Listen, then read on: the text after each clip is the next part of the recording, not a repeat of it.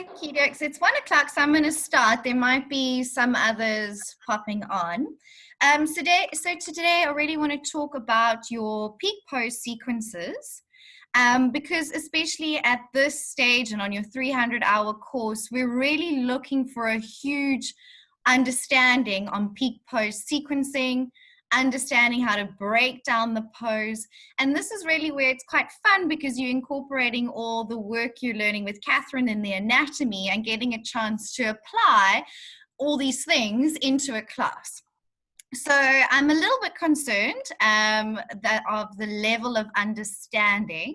So today's session, I want to just go through it again and choose some examples that we can go through together and have the chance to chat and kind of share where we're all at, so I can help you understand all of these components for the peak pose sequences. Okay, I know for a lot of you this is so different from how you've sequenced before, and it takes time. And I think our 200 hours, they learn this from the beginning, and I think they get it sooner because they're learning it just as it is, where sometimes we're having to unlearn a bit or fall out of our habitual ways of sequencing, and it's a little bit harder. So we've been quite impressed with the level of our 200 hours sequences, that they're doing such creative peak poses and are really understanding how to break down these things. So we're hoping to help to get you to that point as well, where you really understand what's going on, because this is a huge requirement for your course to pass all these sequences and show your understanding of how to break down a pose and then sequence for it.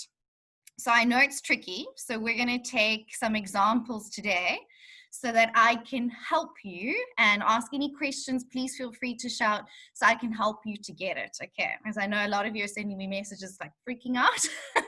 So this is a good time for us to all meet and chat about it together as a group, and just go into a little bit more detail with it, okay? So I thought we would start today going through the class we did this morning in Titibhasana. So we can take that as an example of how we're breaking it down, what poses we're using, and then also having a little bit of fun with it and incorporating some creative shapes. All right. So it doesn't necessarily always have to be a list of yoga poses.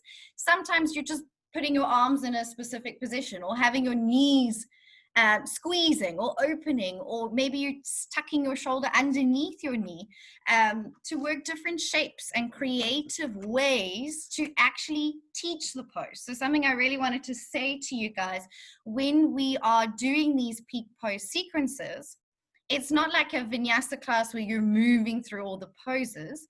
This is a great way to actually teach and break down a bigger pose into all its different components. So I know I was sitting in listening yesterday to you guys, and the question keeps coming up, which I think is a great question.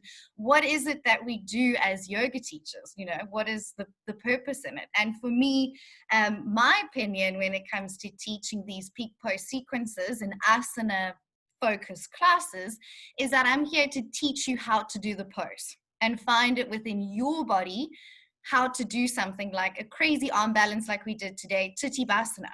How can we break down the shapes, the stretches, the actions into smaller bits, so that when we piece it all together at the end, you understand exactly where your knee goes. You understand what's happening in your shoulders and your arms. So I think that's really what we want to find. And I'm going to challenge you to, in all your prep poses, what are you teaching in that pose? Yeah. So let's use, yes, Eva.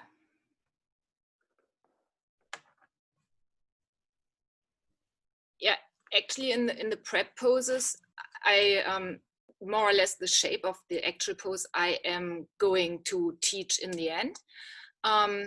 And also but that goes along with that shape, that I am more or less even opening those areas of the body that need to be open in the end shape, and maybe warm up those regions that need to be strong as well, but not to overload them, because in the end they still have to be strong for the final pose. So it's good to work with those areas that need to be stretched, to warm them up, to be open, but not too much with those which need to be strengthened, because they still have to be strong in the end of class, or at the end of class. So I always think about, like, even if I come from the traditional sequencing point of view, I think what are the main actions in my peak pose? And you can do that like you did today in any pose, actually. If you have something like plank and you think, what does my spine do in my peak pose? And if it's more of a back bend, then I would probably cue plank differently than if it's like today, more of a flexed spine. So you can do that in any pose. For me, I can do it in any pose, but there are some poses like the lizard, where you tuck the shoulder under the front knee, where it's more obvious that it's exactly the same action in the whole body.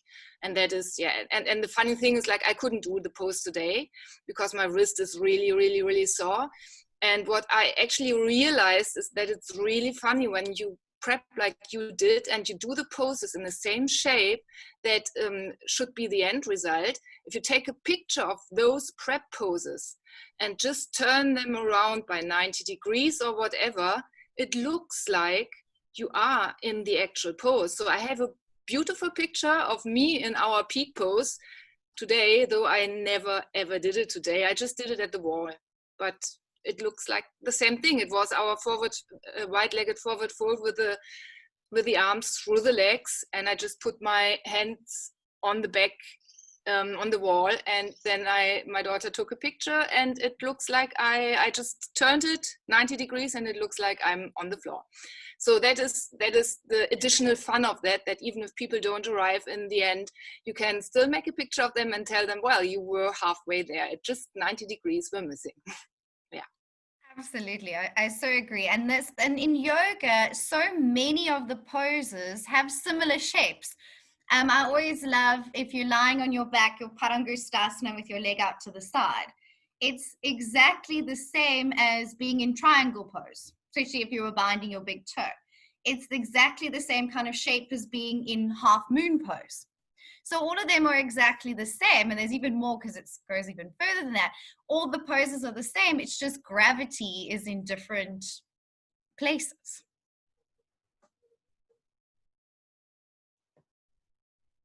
So does anyone have anything else to add in?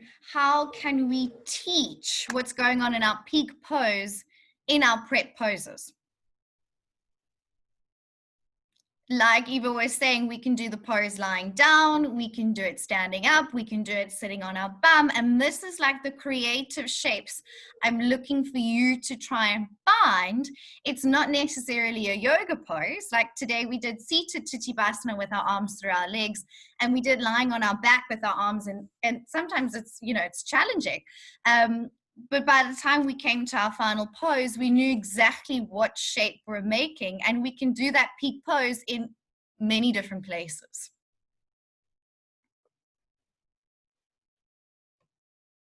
So let's break down Titibhasana, what we did today. Before we go, who had a question? I saw a hand. Ornate, do you want to ask? Hi, it was Anya. Hi. Yeah, it wasn't a question. It was just to follow on with from what Eva was saying and what you're saying about the peak pose. I just look at the peak pose that I've chosen, and then I kind of choose maybe one aspect of it and see how I can incorporate that into other pieces. And I just break it down bit by bit. So for my arm balance pose, I've chose Asta Vakarasana. So for one part of that, I've done Dandasana, the seated pose with my ankles crossed, because that's what you do in the final pose. And then I think I might have put in, I don't know, maybe cactus arms, or maybe chaturanga arms, or maybe both. I can't remember off the top of my head, but it's just kind of trying to break down those bits of the peak pose into other parts. Exactly, and I think that's brilliant, and that's a really fun one to play with, the same as Bhuja Pidasana when your ankles are crossed. Where else can we don't see this a lot in yoga. There's no real other poses that have it, but we're going to invent other shapes and other places to feel that, like you did in Dandasana, which I think is great. And that's exactly the creative side I want to see more from you guys in your sequences, to challenge you at a higher level, that it's not just always about yoga poses. What shapes can you make to really get across these actions, so that when you come into that final pose, you know exactly what you're doing with your ankles? So that's awesome. Anyone else have anything to add? Cool. Do you want to turn your mics on? And then I'm going to ask you to just shout poses out, and we'll try and coordinate it a little bit. So in our Titibhasana sequence today, what were the prep poses in the sequence? How did we break it down? So, Kara. You did a lot of halasana and like started recreating that shape lying on the back, which I really liked. And then revisited that also with the Prasarita, Padottanasana, and do you want me to go on and on? And you also did the action, a lot of the action of hugging the knees and pressing them into the upper arms, be it from down dog or like on all fours, hugging the knee in close, or in lizard, or in malasana, even like all the time recreating that action so that the body would get used to it, of hugging the knees in close. You were also revisiting a lot the Navasana, the action of like pulling, holding the legs up from the quads. And what else? So then I'll go to someone else. Thanks, Kara. That's it. Roxy, what did you take away in the sequence that would be prep poses for Titibhasana today? So definitely a lot of hip flexion, having your chest as close as possible to your thighs. So yeah, like the boat, and what is it we do? Like a lot of pyramid and forward fold. And yeah, also hugging the knees in to really feel the connection of what it feels to have when we were even in lizard pose and we had to wiggle around, and then do the same in half split to have that compression as much as possible. And yeah, it was also nice to do the shapes, like you say, in the air and not having the gravity, so lying on our back. And that's what I found actually when we actually have to send off our peak sequencing breakdown. It's challenging because we have to invent these new shapes, but there's not really specific words on them. I mean, you could describe, put your leg with your arm and stuff, but because we're so used to have the name of the yoga pose, it's like, now I'm stuck, because it's kind of like in between and now.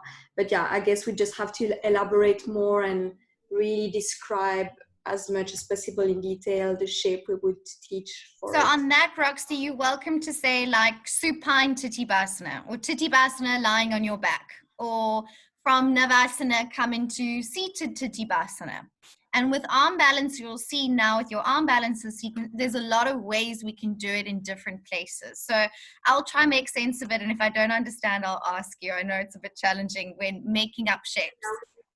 We did also a lot of like going over the wrist for the focus and the drishti as arm balances, like really getting to stretch the wrist forward and like using our head as a lever.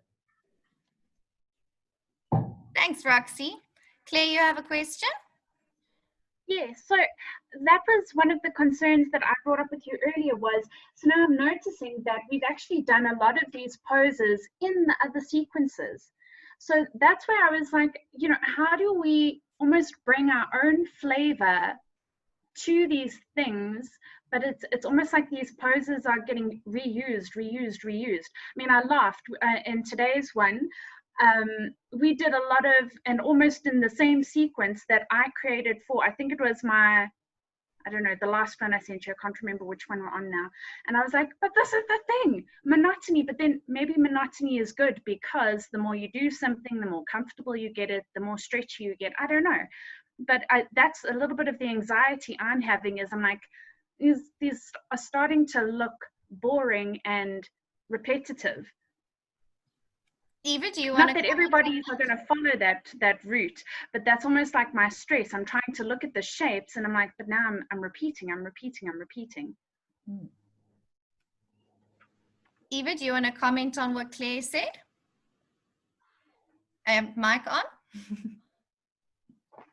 Yes, I had the same thought, but in the end, it's like, that is the good thing, because if we want to teach a pose, and I don't know if you remember being in school, how often did you have to repeat your Latin vocabulary, or how many algebra equations did you have to solve until you really had it and could be woken up in the middle of the night to do the same equation again. And if we want to teach a person a pose, it is nice if they arrive at the end once, but it is probably better if they understand how this pose comes together, and they will, the first time we are teaching the peak pose sequencing, they won't recognize what we are doing. They will not get it. They might be surprised that they end up doing the pose, but they won't get the concept. And maybe like the repetition will teach them, yeah, this is the same thing we did in that pose, and this is the same action, more or less. Those poses seem to be related, or even if you do the same pose with the same breakdown again, they will see, we did it last time again, and it seems to be a good thing to do. Why is that so? And you can give this information to your students. If you teach them the pose, you can also teach them why you, as Laura also does, why you do certain poses, because you say, well, we will end up in our peak pose doing this, so we do it now sitting here, and all those things. And if we have a look at what we learn in anatomy and how long it takes us to really understand where's the biceps, where's the triceps, what is stretching, what is eccentric, what is concentric. I got it, and next day, how was it again? I have to look it up again. So, and it's the same in a class. So it is actually really good to teach it again and again and again, and you might progress and giving them more information over time, which is the same a teacher does in school. Yeah. So I think Claire is exactly right. We are repeating, but I think it's a big advantage that we can break down complicated poses in the same simple poses every time. Thanks, Eva. For Dose, I think you were next on that. Yeah, I also had maybe Claire's concern maybe right at the beginning, and I just want to also go with what Eva said, in that if you think about it, like when last have we done, let's say, a Warrior 2? So there's a lot of poses that you leave out, and the kind of like the expected poses that you do in a yoga class, we're not doing those all the time. So we're actually zoning in on, like, you know, very, very few poses, but you're zoning in on the repeated action, which I think makes it a more intelligent class than if you're just randomly going Warrior 2, whatever, you know, you're kind of really thinking and working the action. So I find like I suppose my brain to some extent also gets involved in the class, because I'm like constantly thinking of the action instead of just mindlessly moving from one pose to the other. And you leave out a lot, you know, there's so many poses that we don't touch at all. And then that's great because you can use them in the next class. So yeah, just to like ease Claire's concern a little bit, if it does ease it, is that when you do your sequence, think of everything you've left out and chuck that in the next one. And then you'll see that there is still some variety. Exactly. So after today, you could go to a back bend sequence and you wouldn't use the same shapes. Hey, Taryn, you were next. Yeah, I just wanted to add, I completely agree with those comments. And I think it's also was a concern as well in terms of how do you let go of that like thing that you're so used to just repeating the vinyasas and then leaving those out, but then you feel like you're repeating the other poses. But yeah, I just feel like like we've been doing in these sequences, I think we've all gotten further into these peak poses than we've kind of ever gotten before. So for me, it's kind of like, take it back to what you were saying about what is your intention of the class, and then if it is to get into these peak poses, I think it's so nice to be purely focused on those things, and it makes it so much more, it actually makes it a more exciting class than it would be to just kind of throw in the random flow kind of things. But it definitely, yeah, for me as well, has been an adjustment to get to that. But it's a cool eye-opener. Thanks, Taryn. Absolutely. Emma, you have a comment on that? Hi. I'm sorry I missed this morning's class. I can't wait to do it this afternoon. I just wanted to say, like, I agree with what everybody said. Because I also kind of felt in the beginning, I was like, oh my gosh, breaking this down so much. But I wanted to make a comment on breaking down the peak poses into all these different poses actually helps our brain learn, right? It's called neural plasticity. And we learn by repeating something in different ways, but doing the same thing. So it's actually, I think back to my previous job, I worked with the NGO and I was training adult caregivers. And we constantly used the theme repetition without repetition. And I mean, that's just come up so much for me in this. And in also saying that, I find it very challenging because I am a creature of habit, and I love doing the same poses after each other, and I love keeping it very simple and, you know, all of that. So yeah, challenging, but exciting. Because, oh, one more thing. Yesterday I held a handstand for the longest I've ever held it, and it was definitely because of doing your classes, and I kept on and doing the handstand program, but I kept on thinking of leaning forward, and that, like, suddenly it just came to me, and I'm like, oh my gosh, but I've been practicing this for the last 2 weeks. So yeah. That's awesome. Nice, Emma. I think repetition is key when learning anything, and especially with these big poses. We've been doing a lot of big poses. It's repeating, and I was chatting to someone earlier. It's also the more you repeat and explore these shapes, you find what works for your body. Do you need to lean more? Do you need to lean less? Do you need to do this or that? And you figure it out more and more with repetition. And you'll see, you know, a lot of the times we forward fold a lot in yoga. So these flexibility arm balance poses, you'll be using a lot of your forward bend poses you did in your first sequence, but now just taking it further. So there is a lot of repetition, but as you'll see through all the different varied themes, and this is why we've given you a chance to do a forward bend one, a back bend one, all these different categories of poses to challenge you to use different kind of shapes. Janine, you had your hand up. It's gone down now. Do you have something to say? It was actually the same as what everybody else has said. If you look at our vinyasa classes, for example, we repeat the same things in those classes as well. So you're always doing warrior 2, warrior 1, triangle, forward fold.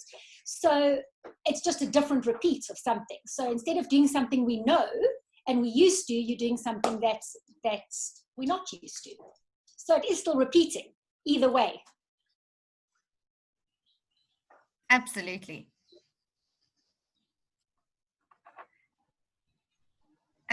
Catherine also wanted to say that she's taught thousands of hours of classes and have never taught the same class twice. And you'll feel, even though you're using the same poses, you're teaching them completely differently. Because again, what are you teaching in each prep pose? Is it about getting compact? Is it about getting length? Is it about squeezing? Is it about compressing? So each pose, it might be the same pose name, but it might be done completely differently. Okay. So in our Titibhasana arm balance pose that we did this morning, as you've mentioned, we try and find these shapes in all different areas. So when you do your arm balancing poses, I want you to be more challenged to find creative places to do them in, not just listing yoga poses. All right. So that's your challenge moving forwards. even if you're just bending and stretching your arms, right? Or pressing into the air. How can you teach what's going on in your final pose other than just doing yoga poses, right? I wanted to say something else. I just said the blank. Yeah. So just as we did lizard pose today, we did lizard knee squeezing onto the shoulder. Then we also did lizard pose, same pose, but we snuggled underneath the thigh and felt what it was like. And then we rock back into like a halfway split in a lizard pose. So even though it's the exact same lizard, it's even done within one class in many different ways. And I think what we're finding with the 300-hour and kind of what Emma was saying is you all have an habitual way of teaching because you like combining two poses together and you tend to put them in a lot of your classes. Where now I'm challenging you to go, no, that's not relevant for the sequence. Leave it out, leave it out, leave it out. How can you really refine the poses, your prep poses, the shapes, the actions? So if you've got your leg back for a dancer's pose, what are the ways you're going to help create that shape? Can you just take your leg back and lift your leg and then do a scorpion tail? You might just be doing little scorpion pulses to create that same action of your final pose that you'll be doing in a dancer's pose. And maybe if you're teaching dancer's pose, you won't need to put in a warrior two, because what are you going to teach in warrior two that's going to help you do dancer's pose? Yeah.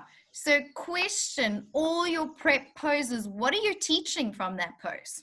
How is that helping you get into the final pose? Eva? I've got a question concerning that. I am always a little bit concerned about the fact that people come into class with certain expectations. And I guess that is exactly the problem with when you have habits and you teach poses, or like you teach a certain way and people come into your class because they expect you to, even if they, as all of us now realize, might be getting deeper into the peak pose.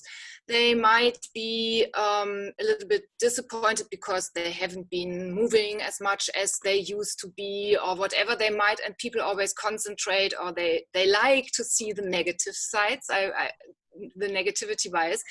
So what I did in the beginning, when I turned from teaching just normal vinyasa classes to more peak pose sequencing, I try to incorporate the concept into my existing format first, and then like dress it back step by step. So what you can do is, if you teach a vinyasa class, you could also, instead of using warrior two, use the standing pose, which is nearest to your peak pose, and do arm variations that are nearest to the arm variations in your peak pose, and then maybe stop what you did do in a normal vinyasa class as well, and just hold those poses which really prepare you for the peak pose longer, and do things like that, and then step by step go a step back to pure peak pose sequencing.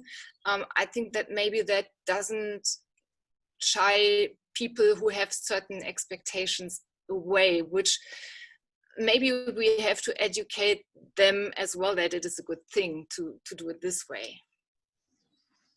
Firdous, do you have something to add to that? I don't know if it adds to that, but I can go ahead anyway if you like. No, say whatever you wanted to say. I just wanted to, well, I mean, let me just say now that I think I agree with Eva in that people do have expectations, so we have to maybe convince them not to expect things from us as teachers, and to just like be willing to be excited each time they come to class. But what I actually wanted to say was that what I've been doing, and this may or may not be helpful, Laura, maybe you can say, is when I've been sending you my sequence, because I'm not very visual, I've been writing it out. And then I just write like example, whatever, standing splits in order to stretch the hamstrings, or I've like told you why I've put it in the sequence. So I don't know if that is maybe helpful to people. So because I know when I'm doing it, then I start writing why I'm thinking of doing it. And then I'm like, okay, no, there's no reason to be doing this. Take that out. So I'm not just giving you the reason, I'm also giving myself the reason. I think that's a great technique to do because it makes you question, okay, why have I put this pose in? Or is it just because I really like this pose? And before we go forwards, just to go on what Eva was saying, is we never can please everyone in a class, right? Because even if you're teaching a back bend class, most people don't feel like doing back bends. They want to do what they're good at. So I think it's also fine that you might not please everyone because it's impossible to please everyone because everyone just likes doing what they're good at, right? Cara. Yeah, I also think a point that plays into that is that we often think that we have the same perspective than as the students, but the thing is we are coming from like a more expert perspective. We have been taught that, you know, there's back bends, forward bends, hips in external rotation, hips squared, and it's best to incorporate it all, but that's like our perspective because we're like so much deeper into this whole subject and in the matter. Whereas a student might not even notice, today was all kind of like hips pointing forward and no warrior two or something, you know? So I think we're kind of stressing ourselves out more than we actually have to.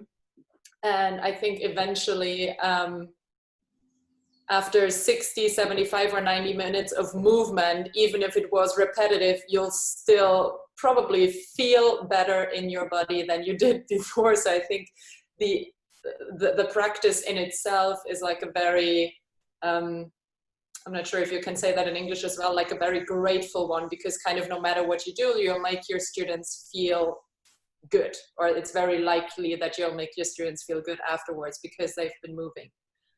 So. Absolutely. Firdaus? Sorry, I won't say too many more things, No, but I just wanted to speak to Kara's point in that I also think it's helpful maybe when you tell students, because that's what I used to do when I was teaching a lot in London. I'd say, like, this class we're going to be working towards whatever. And then they know from the outset that's what we're working towards. And as I got closer and closer, Laura, you do it all the time. You say, okay, now we're going to our peak pose. So now we know, okay, now we've done all the readiness. Let's see where we are in terms of getting to it. And then you know you're working towards something because people are so goal-oriented. They like to know this is where we're going. And then when they get there, they're like, okay, this is where I am now. And they feel like they've kind of achieved something, if you want to put it that way. So I don't think it's a bad thing to tell people at the start of class, this is what we're working with today, and just be very kind of upfront about it. Doesn't always have to be a big secret. They know they've come to yoga. They're going to be doing some sort of yoga. And it's always an interesting, one. And I know we always raise the question is, do we tell people what pose they're working to? Do we just let them move and breathe and they might not even know why they're doing a pose? Or do they want to know? So it's an interesting question. I remember Catherine used to teach these hardcore advanced classes and she wouldn't tell us what we were working towards. And we, of course, were all teachers in training and it was quite fun guessing why we were doing all these interesting shapes. And I used to love guessing what our peak pose was along the way. So it does help to kind of know where you're going, but you don't always have to. You can also just let them move, breathe, and they're going to land up in crow pose. Catherine says we used to get it all wrong. And then just, you know, they've just enjoyed any yoga class as if it was a hot vinyasa class, you know, so both is fine. Lauren? Hey, yeah, so I don't like telling people what is happening because I feel like it puts in an expectation, especially because, I mean, you may have whatever in your mind, but then as you start getting closer and closer, you realize that half of your students aren't actually capable of doing a certain peak pose, and then it doesn't allow you to adjust as you kind of know. I mean, obviously if you know who's in your class and you know them really well, but sometimes, especially over holidays, you may have half of your class that you've never seen before and you've planned Titibasana or whatever, and then, you know, most people don't have the hamstrings or whatever. So I don't like to tell people, okay, we're going to be going into Firefly or whatever, but I do like to be sort of tell them what. So like, for example, like if you are doing, so like today when you were doing squeezing your knee into your shoulder and you activating, so you can explain what you're looking for within each part of the sequence, if that makes sense, without actually saying we're doing this to go into what have you. Absolutely. And I think it always comes down, I always say, it depends what you're teaching and who you're teaching. And that often answers a lot of these questions. So like with you guys with a bunch of teachers, I mean, we're talking why we're doing this the whole time, like a discussion. We're in a group class. You also don't need to. And remember, a lot of people, once you tell them what the pose is, they're going to go, either going to go, yay, I love that pose, or they go, oh, I hate that pose. And then the whole class, they're like disappointed that they're there. So it's a tricky balance, and it's an interesting question. Do we tell them or don't we tell them? Okay, so when we broke down our Titibhasana sequence today, it's always helpful to have an example to go through. Are there any questions about the peak poses that we did? So we did a lot of wide-legged standing forward folds with different shapes. Yeah. We did a lot of lizards, we did a lot of squeezing and trying to put all the components, not necessarily all the same stretches, and not only the only strength work, but also similar shapes. So be more creative in your sequences. Yeah, that's your next challenge. Now that we're understanding which poses we need, take it the next step further. How can we create shapes, feelings, interesting movements that are teaching what's going on in the final pose? Okay. So in this time, I would like us to talk about your peak poses for your arm balances. So I know a couple of you have chosen Ashtavakrasana. And before we go, Roxy. It was to ask a question about the arm balance that I chose. It's Mayurasana, so it's peacock. And I had just a question regarding your shoulders. So it's obviously not flexion, it's not extension.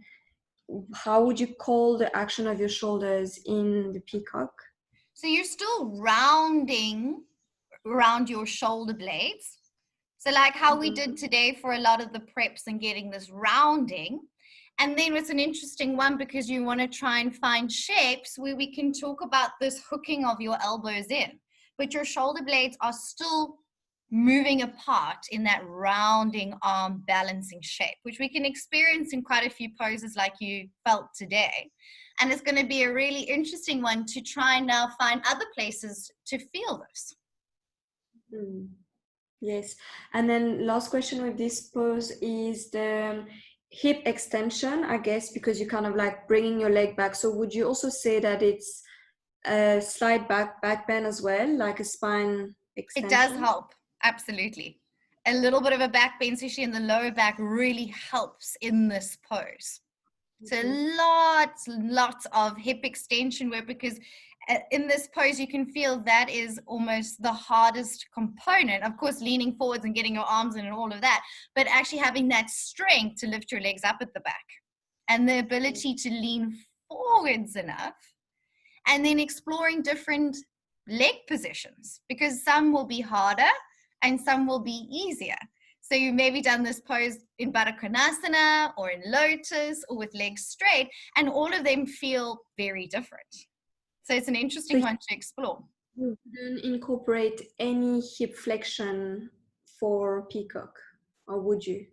Not really, because you don't stretch the hamstrings, but more the quads, so it would be more quads. Because you're contracting more through the back of your legs, so glutes and hamstrings to take the leg back, that'll be your main action. Of course, you might explore this shape and other things like, I don't know if there were any other lunges or things, it would be fine. And of course, transition poses are fine to step and move through. And if you're in a pose with hip flexion, because it's helpful to talk about what's happening in the shoulders, then it's relevant for it to be there. But your main action and shape would be taking the legs back. So you wouldn't need to do any hamstring warming. You wouldn't need to stretch your hamstrings in order to take your legs back. Okay, great. Fun. Thank you. Okay, who else has got a peak pose to share for arm balances? So Claire, you've also taken Ashtavakrasana, and who else earlier had Ashtavakrasana? Oh yes, I know. So you were talking about crossing the ankles, which is, I think, is a really fun, creative place to talk about that cross. And then what other actions, what prep poses will you use to get into that pose? Or feel free to shout and jump in here. You can play with like those baby, you did them today actually when you're on your knees and leaning over onto the wrists, just to do a little bit of wrist loading before we jump into your whole body on your wrists. Yeah, Then, so I think it's always nice with arm balances to think of queuing, looking forwards, leaning forwards, without over tiring wrists and arms and all of that. Yes, Claire, what else would you do?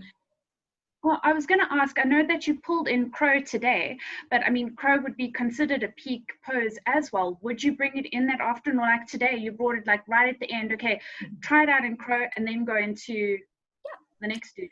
So today, I mean, it's also quite nice when you have a really big pose like Titibasana. It's nice to just have sometimes a progressive arm balance move again, not one that's going to tie too much. So today, for those who were there, we did crow pose, and then we try to send one leg forwards, like a kind of hybrid between crow and Titibasana, just so there was something for you to find an arm balance in as well, and to work with those shapes. Not all arm balances are maybe lean towards that. But when we look at Ashtavakrasana, there's a lot of other poses that are quite similar with arm balances. Like what else would be the same kind of prepping that link together? Martina. Elephant trunk pose. Which is the elephant trunk one? Where you have your leg behind your, like maybe from compass pose, and then you lifting up. That would with be a straight leg forward. Absolutely, that would be a fantastic prep pose for this. And think you would do the same thing if you were going into what other arm balance? Where else do we hook a leg over the shoulder?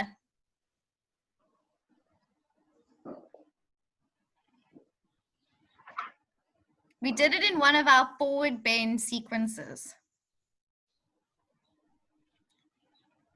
Remember when we did hurdlers? Pose? What was that, Emma? Bird of Paradise. So Bird of Paradise, you've got a little bit more similar, but let's talk about another arm balance with the same shape. The name of it, but it's that one where you would go into sort of side splits, but you can keep your leg bent while the other leg's behind you. So our hurdlers pose, where you had your leg hooked over your shoulder, hurdlers, or Ekapada Kundaliyasana number 2 without the twist. Yeah. A lot of those arm balances, they're quite similar because you're hooking your shoulder, and you would, like Martina said, have a lot of the same prep poses. And sometimes it's quite fun to play with more than one arm balance to work the shapes if you're doing the same kind of actions. And we'll talk more about that in your arm balance workshop coming up later on. So for Ashtavakrasana, what other prep poses would you use where you could teach what's going on for Ashtavakrasana? I want to call bow and arrow. Is it bow and arrow? You know, when you've got your one leg bent and you're pulling it sort of back towards, or I go under my armpit, because I don't know, when I get into Ashtavakrasana, I end up pulling my knee right over my one shoulder before I go into it. So you want to get that knee pulling backwards kind of motion. What other poses do we have our knee over our shoulder? It's that, I don't know the names of these things. There's also that one where like you would take it there to eventually straighten your leg if you could, but that's that same kind of motion of pulling the leg back over your shoulder. That's so we did quite a lot of that today. In our Titibasana, it's pretty much the same, your legs going over your shoulders. So what other poses did we do today where we had our leg here? It would be your lizard again, that lizard going into, I call it machine gun. Yeah. Lauren, you have some input there? I was just gonna say, and our lizard, putting your arm under. Yeah. Exactly it. And also when you do three-legged dog, bring your knee to your elbow and that kind of activation. Exactly. So it's quite progressive. So you can start with just knee hooking on the upper arm. Yeah. And then we can step it forward into lizard and snuggle it under. And we can take that action further and further, right? What else could we do for Ashtavakrasana? What other components of the pose are there? Anya? Anya?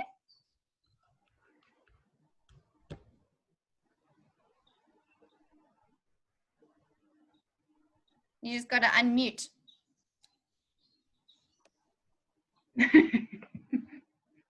Sorry, I've been chatting away there.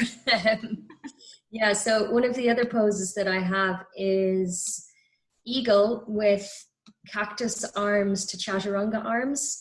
So I thought eagle so that you could get the sense of crossing over and binding, again, your ankles or your legs. And then the cactus with chaturanga, just to get the sense of the movement and what's happening with your shoulders and your arms. Nice. Lauren, do you have something to add to that? Yeah, also you could do like a baby grasshopper to get that kind of turn, and then also it's that sort of tuck. And then I also like to, I mean, really in the sort of prep, to almost get that shape but then lie on the floor. There's no name for it, but I use it sometimes in yin, and it's literally kind of in that shape, but you're obviously just relaxing down into it to kind of feel that vibe. Totally. And then if you're thinking, so we have some standing poses, we have some seated poses. Can we do anything supine that helps us to get the shape now that we've got gravity and we're lying down? Cross your ankles and put them to the side, like. And this is the creative stuff I want you to explore. Why not? What else could you do lying down?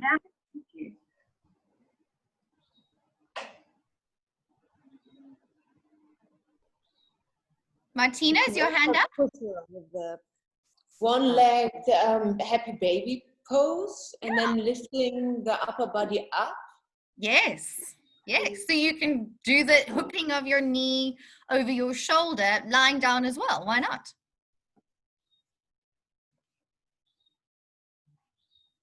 So already there, you've got a lot of poses to work with, and we haven't even mentioned any other standing poses, right? Yeah. Okay, so this is what I want you to start to think. Really focus and hone in on the actions of the pose. In that, we didn't need any warrior twos or side angles because it wasn't relevant. There was nothing there to teach you about the pose. And explore, because I find it really fun. And I love finding ways to do the pose lying down. But there's so much we can do there. Who else has got an arm balance pose to bring? Kara, what have you chosen? I thought about Eka Parabakasana, so the crow with like one leg extended back. And you could, I think just like the shape, I mean, I do this sometimes, like lying down and kind of like pressing your elbows against your knees, and also kind of like lifting shoulders and head up a bit. And you could do this then with like one leg extended and alternating between that. And maybe also when you're in your three-legged dog, instead of bringing the knee to the outer arm, trying to bring it onto the arm or like more towards that in a straight line. I think you could do these mini chaturangas that we also did with like one leg lifted and then the leaning and looking forward, and all kinds of maybe like standing split warrior three with like lowering and lifting the leg again. Because you felt in this Eka Parabakasana, taking your leg back is heavy. It's hard. Yeah. You need a lot of strength to get that leg up, right? Yeah. Absolutely. So finding ways to feel that activation. And then again, you wouldn't be bringing in a lot of other poses like triangle pose or half moon pose, because it's not going to teach you how to get into Eka Parabakasana, which is a big pose. Yeah, I haven't really mastered it myself, so this is why I chose it, because I want to see if I can through like that pose also can be done in 2 different ways. So you can come from crow, bring one leg off and send it back. So your knee's often more on the outside. And then I know Catherine and Mandy played with another version where they almost leant into it, where you had your knee more on your tricep, which I really suck at, or lower down is the trick. So maybe exploring that also in different ways, because one way might work for someone and the other one doesn't. Yeah, kind of like, I was thinking of maybe trying to explore it like from kind of like a downward dog, 1 foot, 1 knee to the triceps, and then kind of have to figure it out how far you then have to bring the other leg in, if you have to walk a bit forward first. But yeah, it sounds fun, I think. It's a big one then, and it's exciting. There's a lot to work with. Who else has an arm balance to chat about? I can toss in my, I did the Eka Pada Kunanyasa 2 for my twist, but that's a twisted arm balance. You could yes, go for it, Claire. So what were your prep poses? So again, no idea whether I've actually got it right, but I was thinking about that wrist loading. So I did those on your knees and kicking your leg back. So you're pulling in that hip flexor extension kind of thing. And then after you've done a few of those, start bringing in the chaturanga arms as you lean forward with your leg extended back, just getting into the arms. But then this was one thing I wasn't sure about. You've got the shape of the arms, but going into things like dolphin, so instead of putting the pressure on your wrists, you're still getting the lifted armpits and that rounded back as you push through. Is that something you can actually work with? So it's the shape, but not necessarily the pressure on the wrists yet. So even though you're using wrist quite a lot, you're also using your shoulders a lot in your side crow, right? So and we always avoid dolphin pose because it's one of the most strenuous poses on your shoulders, right? So it's often harder. It's probably harder than doing side crow, strength-wise. It's brutal. So, I mean, we rather give that as an alternative pose. If you can't do headstand, do dolphin, right? So I know what you're saying. You're trying to find ways to do it without being on your wrist. Rather do side crow lying on your back. So you're getting the hook, you're getting the twist, you're getting the rounding in your shoulders, you're getting the chaturanga arm position without having to do anything work on your wrists, right? The same would be if you were sitting and doing like little twisted Navasana boat poses. Can you do side crow, but without being on your wrists? And then, of course, we can do a little bit of wrist work, like we've been doing in our arm balance sequencing, looking forwards, leaning forwards. But remember, a lot of people, that's the first thing to go in an arm balance class. They can do maybe 1 or 2 arm balances, and then they start shaking their wrists, and they're tired.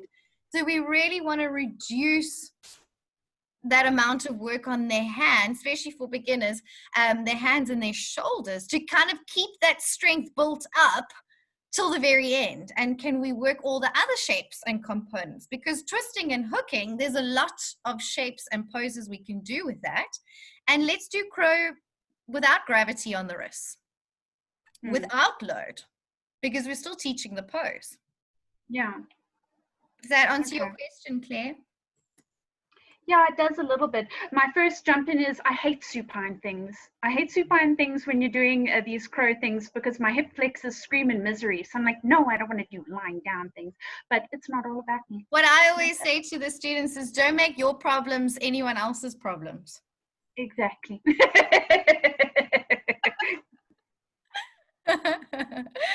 Because we all have different experiences in the pose. Like today, I hate rolling over into halasana. My back doesn't round. I'd rather back bend. But it's relevant for the sequence and for the purpose of the pose. So we bring it in because we don't all like all poses here. Yeah. And it's useful to find these shapes lying down. I mean, I'm the opposite to you. I love supine arm balances. because I can teach everything I need to there without their wrist getting tired. So I have time to talk about the shoulders, about their spines, about the hooks, without fatiguing the wrists and arms, which we want to keep till later on. Okay, it's just a shift in ways of doing things here. Yeah. All right, who else has got a pose for us to go through? One more.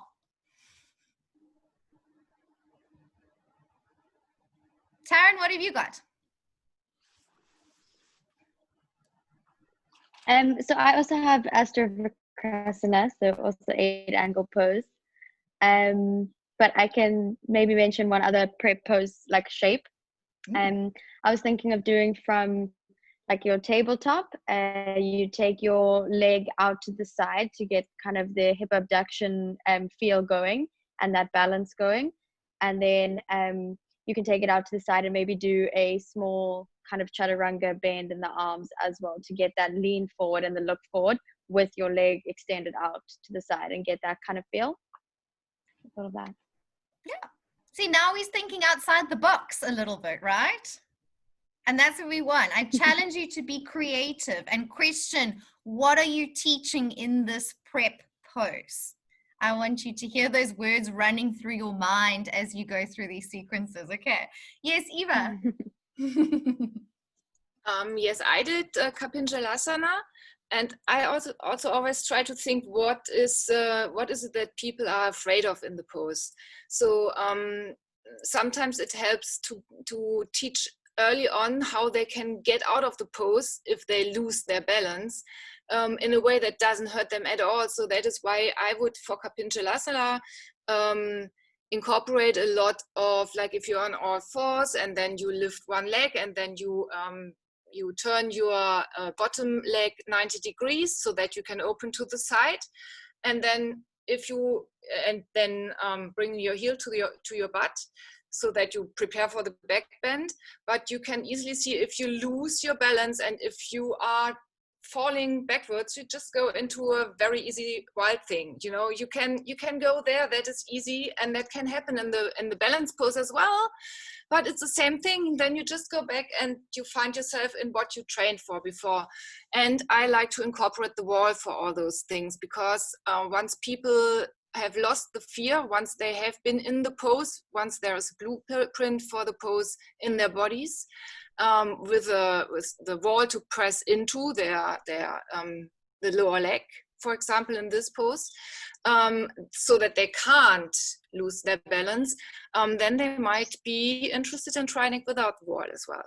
So it's also good, like you were saying, is to incorporate, like, she's talking about being in side plank with your leg in a big back bend with your arm over holding your foot. So we know, and I don't know if you've attempted that pose, as one of mine that I'm working on, it's really hard to be stable in that pose. So instead of getting a whole lot of people wobbling in the pose, how can we help them to feel more stable?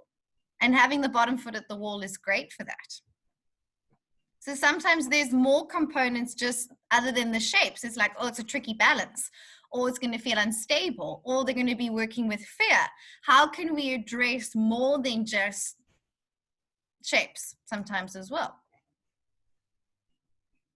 What are we teaching? Teaching the pose and breaking it down. Okay.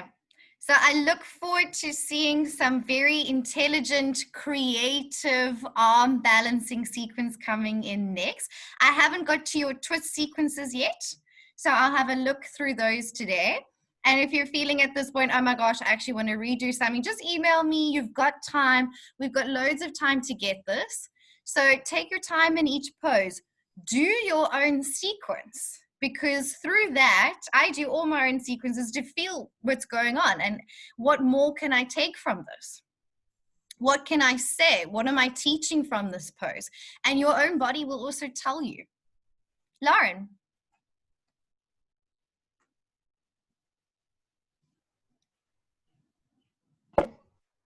Just 2 points. So that's exactly when I sequence, I also like to, so it's not always, how do I say this? So it's not always the shape, but what's working. So like some like Catherine was saying the other day in your Trikonasana, it doesn't matter if your hips dropped or your inflection or you da-da-da-da-da. But I always say, like, if you are doing a like a Trikonasana and you're leading up to something and you want to feel it in your lateral stretch or the lateral torso, you want them to be dipping or tucking into a flexion of that front leg. So I always like to really say, although we're doing this pose, you want to be feeling it over here. You know what I mean? So, because a lot of people can do a pose and they'll feel it in a lot of different places depending on their flexibility. So that's what I just wanted to add. I think this was actually a comment about 10 minutes ago, sorry. And then, what was I going to say? And then just a little bit on a different topic. I don't know if I missed it, but I saw on the schedule something about assessment homework. Sorry, Laura, just while I have you online. Assessment homework, nothing at this stage. And mostly I'm assessing your ability to break down poses and okay. Yeah, that's your main okay. moment. And you're still sending Catherine your handstand sequence. So we're mostly looking at that. And next week we'll move into a few other topics once we feel that you've got a good understanding in these peak poses. But we're not assessing you on anything other than this right now. I'll have a double check on your schedule when it's open. Okay, cool. I just wasn't sure if I got confused. You're good. But Lauren, I totally agree. It's really nice to highlight a particular area of the body that's relevant for your peak pose. So you might do Trikonasana completely different, maybe with your bottom hand hovering, because you want them to work more on their sides of their body. Where maybe in the next session you'll get them to bind their big toe, because later on you want to take their leg up into a side plank with that bind. So I think it's really nice to use these amazing poses that we have to bring in more awareness. Catherine's asking, is there any oblique work in your Ashtavakrasana?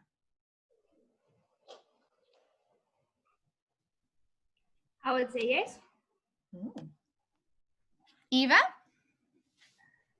I think she is referring to the Trikonasana. You could do oblique work in Trikonasana to prepare for the oblique work in Ashtavakrasana. And then you wouldn't use your hands, so that the obliques would have to work. And also, I put Janusarasana in as one of my prep poses for it, which is a kind of, I'm trying to get the adductor working in your inner thighs. And I thought maybe a slight twist just to touch off that area of your back. Feel it, explore the shapes. Is it, and a lot of the time, some things we don't need to prep as much of, right? Like if we were doing something just like taking your legs out is not something we always necessarily need to prep. If it's relevant, useful, but just explore the shapes. Tricky one.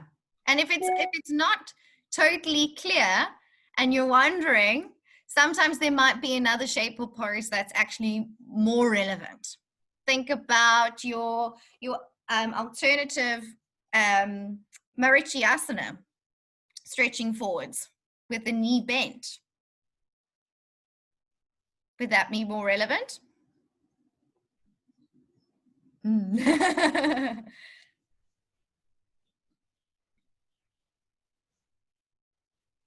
Lauren, is your hand up still?